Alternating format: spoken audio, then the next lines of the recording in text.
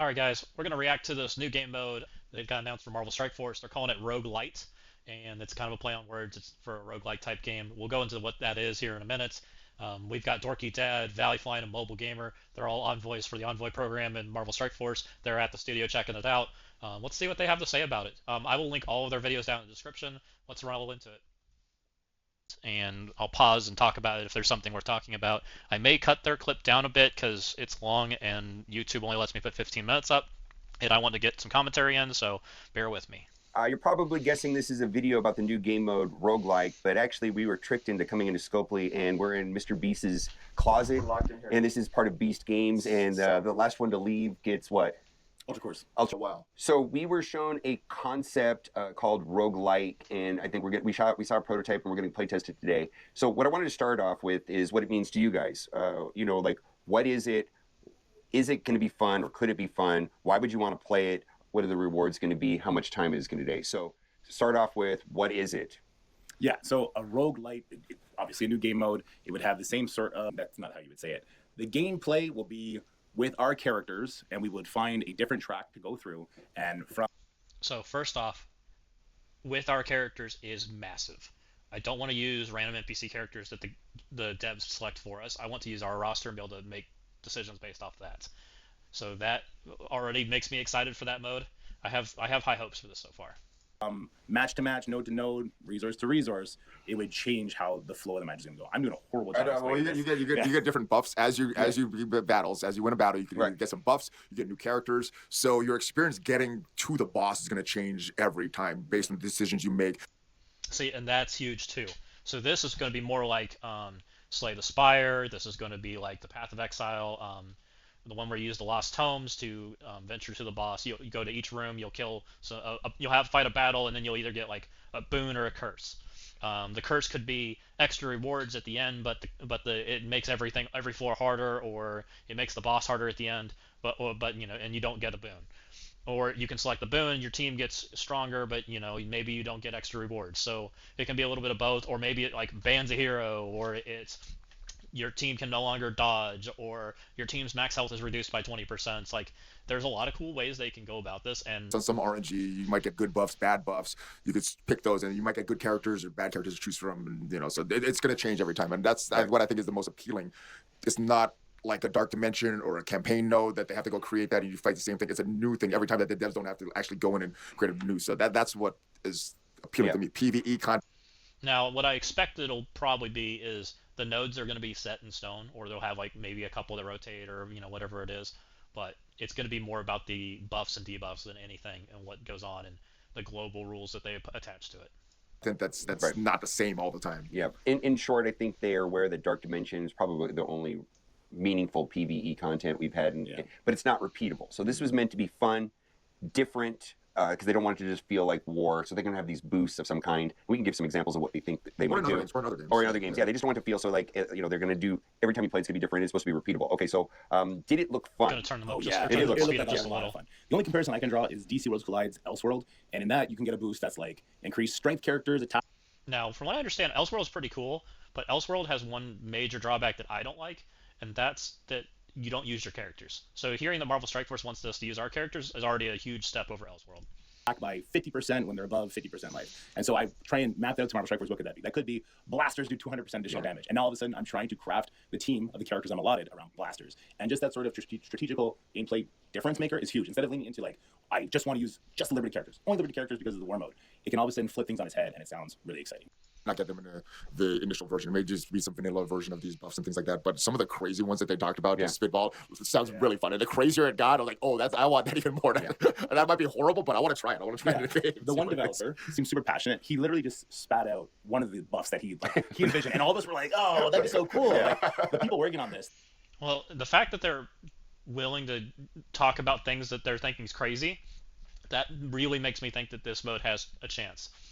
Because what worries me about this mode is it's too vanilla. It's just feels like you're doing a war fight, or you're doing a crucible fight, or you're in battle world or whatever. I want a mode that's different. Something that makes you think, something that makes you want to use tunes in a different way. One thing about this mode that does give me hope that maybe they will open up characters a little more because of this mode, Because if your teams are mishmashes, whatever you get down the road, it's gonna feel bad when you have characters like Jean Grey, where you have five locked, all their abilities are locked behind having the five characters together. So we don't. Hopefully, this mode will help open up theory crafting a little more again, so that we get to have customized defenses. We get to have more characters like Annihilators, where things aren't locked, versus characters like Jean Grey and the Immortal X-Men. So that would be cool. They're players. Yeah. Which is good. Okay, so what does it mean to people that experience this? What could be potentially rewards and how much time? I mean, I know it's iterative, like they're probably going to switch it up, but what was your take on what they pitched us? Well, again, going back to These Worlds Collide, I can get through Elseworld in 50 seconds. It's not going to be like that. No. There's going to be one playthrough where you're going to get the lion's share of rewards, and then if you want to go hard on it and get really sort of these intricate builds going, and you actually get meta benefits for additional runs that you do, so no run will ever be the same, even if you get the same buffs.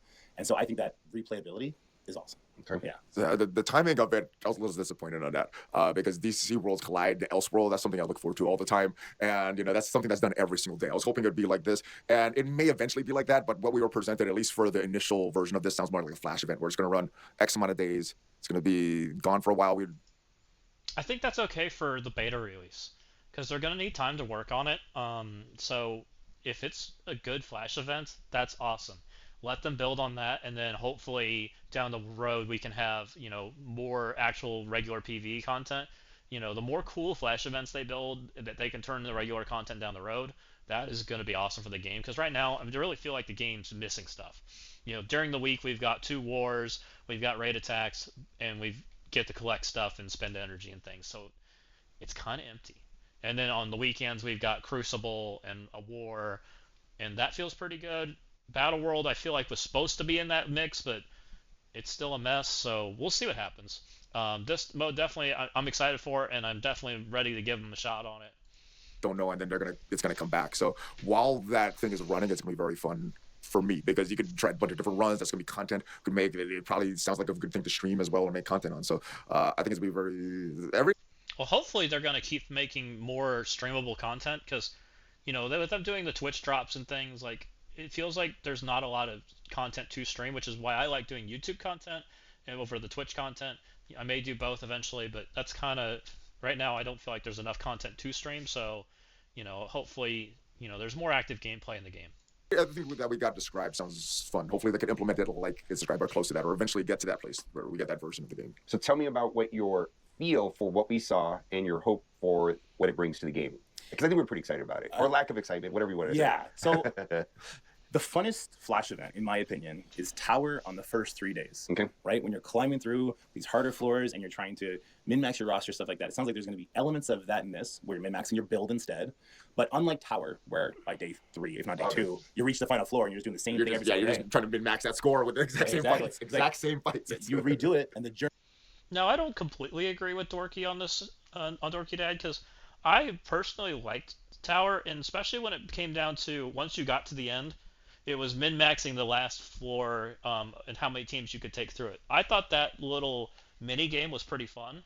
Especially I enjoyed it when there was anywhere between 1 team and I think we got up to 6 teams that could get through it. And when you start dividing up teams and trying to pull power pieces out and put it in a whole new team, it sometimes breaks the first team.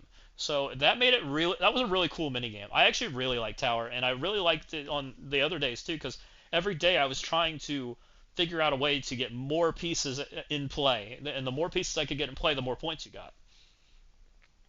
Journey is never the same, right? It's like Dark Dimension. Yeah. You replay Dark Dimension, you're doing the same notes over and over again. Your characters are acting the same way over and over again. This changes that, and immediately I'm like, okay, now I have something to sink my teeth into and have fun for fun's sake.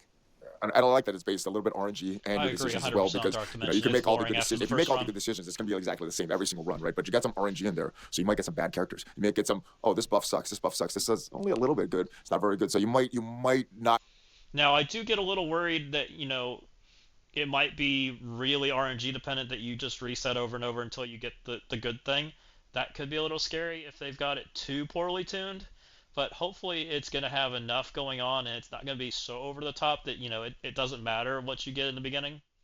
I get the perfect run, and I think that's kind of the appeal for hardcore players that want like the perfect run. You can go back and just I want to get this characters, I want these buffs.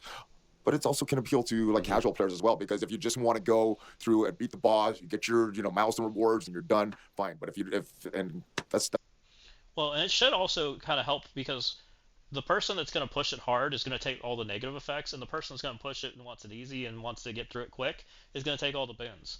So it should play to both player bases. that's cool too.